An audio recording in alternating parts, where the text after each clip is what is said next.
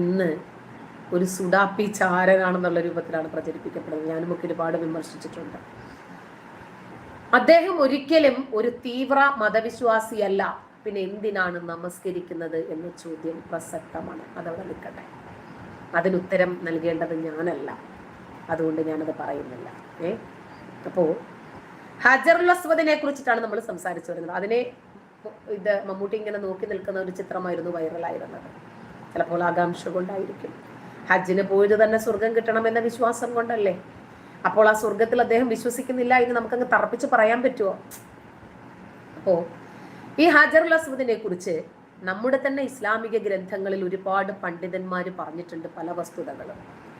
ഇത് ഞാൻ പറഞ്ഞതല്ല, നിങ്ങൾ എന്നെ തെറി പറഞ്ഞോ, വിഷയമൊന്നുമില്ല. അങ്ങനെയെങ്കിലും നിങ്ങൾക്കൊരു സമാധാനം കിട്ടുമെങ്കിൽ ഒരു കുഴപ്പമില്ല.